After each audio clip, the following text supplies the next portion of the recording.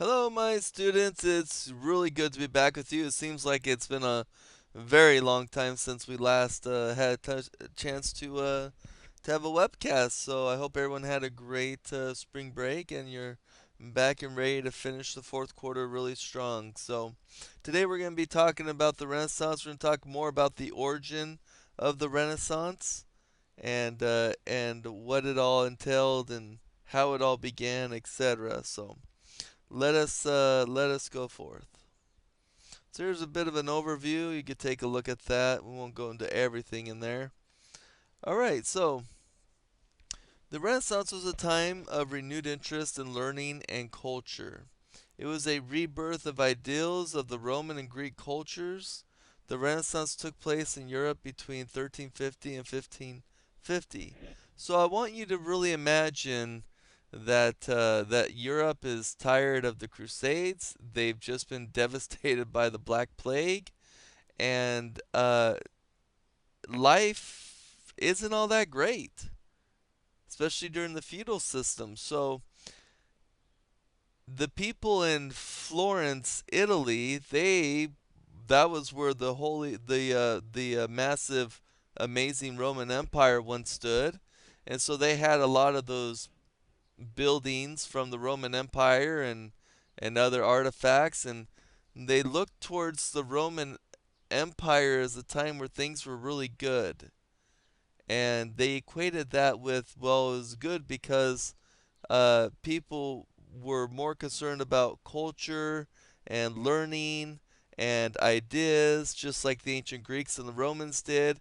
And so this idea exploded of this rebirth of literature, of culture, of the arts, of being an individual and not having to sort of succumb to some feudal system where everyone has this place in society and they need to do their place well, that they could be their own person. So this is exploding, and it's going to explode out of Italy because it's in Italy where the Roman Empire once stood, and so they still had a lot of those artifacts, those sculptures and those architecture structures to sort of remind them of when things were good, and they wanted to bring that back.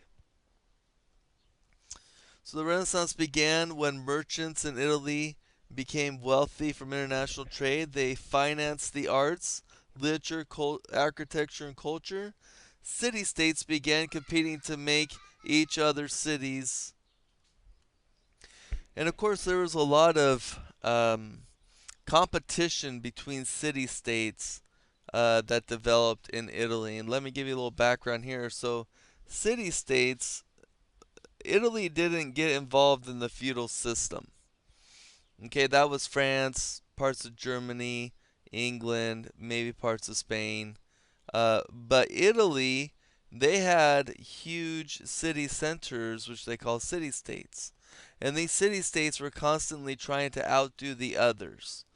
One of the reasons why they had city states and they never really unified into one big country like, say, France or England was because the Catholic Church, the Pope, didn't want that to happen because he was afraid that if there was one ruler for Italy, then that ruler might become more powerful than the Pope. So the Pope and the Catholic Church liked that there were city states in that this city was ruled by this leader and this city was ruled by this leader, and they didn't like each other and they would even fight each other from time to time because that kept them in check, and the Catholic Church didn't really have to worry about any threat to their power. So here's a Renaissance timeline. We have Marco Polo, then we have the introduction of the guns and gunpowder. We have Dante, who finishes his Divine Comedy. We have Geoffrey Chaucer, who finishes the Canterbury Tales. And we have Cosimo de Medici, I believe is how it's pronounced. And he is a ruler in Florence. De Medici, I think it's Medici. Okay, we have Joan of Arc. We have the Gutenberg Press. Michelangelo sculpts his famous David. Uh, Leonardo is gonna draw and paint the Mona Lisa, and then Shakespeare will come out with Romeo and Juliet. So here you go, just on a wider scale, you can kind of get the idea of what's going on here during in Europe during the Renaissance time. And then also over here, this is what's going on in the Americas, just so you can get a little idea. So for the Renaissance, trade expands. Trade brings goods and ideas, an increased number of people. Trade also brings wealth.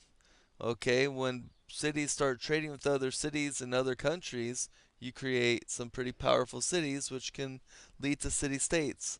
Merchants and city states become wealthy and compete with one another to make their city the most beautiful. We have noble commissions, artists, architects, etc. Renaissance starts in Italy. Florence, under Medici's rule, leads the way. Humanism emerges, a belief in individual, return to classics, public service, etc. And then the Renaissance moves north. So it starts in Italy, then it moves north into parts of Germany, France, England, etc. So the origins of the Renaissance, European trade with Asia increased during the 1300s. With all this increase in trade, the city states in Italy are going to get stronger, more powerful, and because they're going to be stronger, more powerful, then there's going to be more money in those cities, and the more money means you can pay people to do um, specialized things like paint, sculpt, write things, etc. And so that's going to lead the way for Michelangelo, um, Raphael, Leonardo, and Botticelli, and many others. Florence became a center for banking, art, culture, and literature. Cosimo de' Medici wanted to make Florence the most beautiful city. The Renaissance began in Italy and spread throughout Europe. So here we have just a little cause and effect here. Italian city-states become wealthy from trade. Wealthy families support arts, literature, education based on the classical cultures of Greece and Rome. And then, of course, since they're spending all this money on those things, there's a outpouring, the way it describes here, a flowering of arts and learning.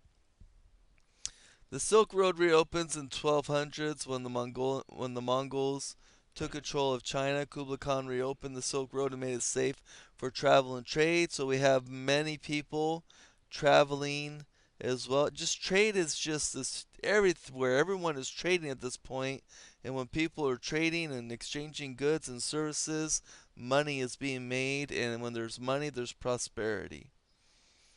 Here we have another picture, just shows the expansion of trade, and show another one here. Okay, we're going to talk about Marco Polo. So Marco Polo, we've learned a little bit about him.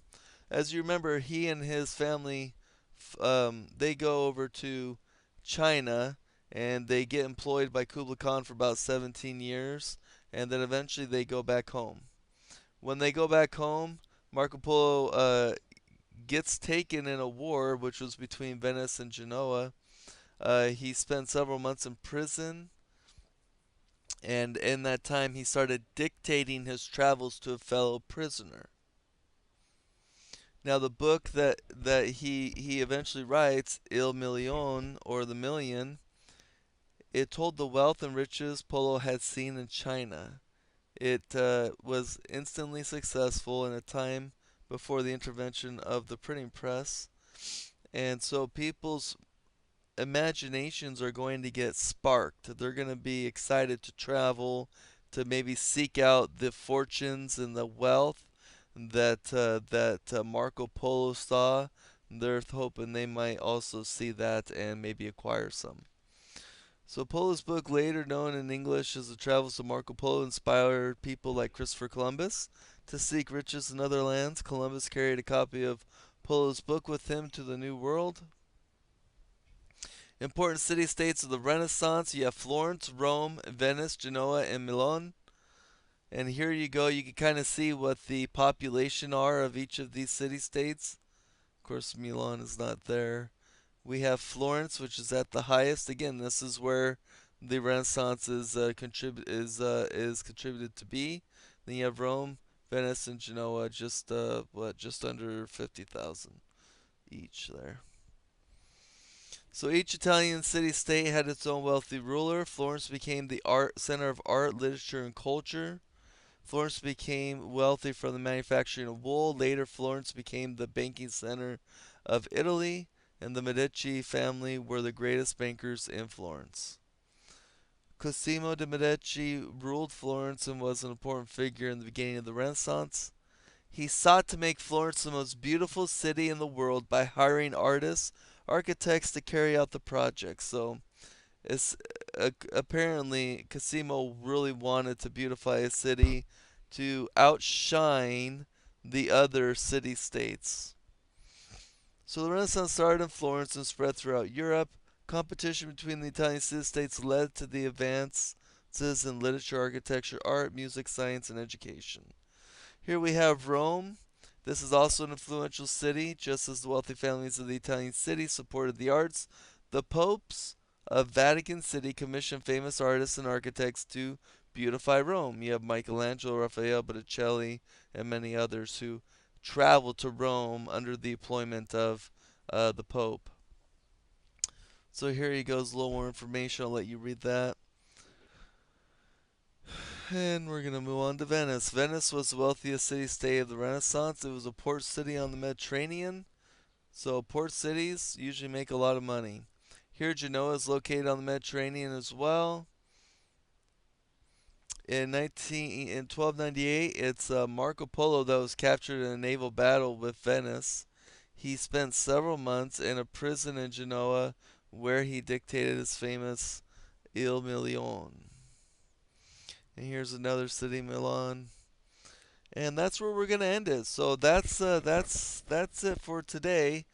Next time we're gonna go into more of the famous people of the Renaissance and also this idea of humanism. So go ahead and write your one-page summary. Make sure it's a thorough summary. Don't just write a page and say you're gonna stop. If you have more to summarize, then do it and do it well. And I look forward to seeing you at the first of the week. Until then, we'll see you. Bye bye.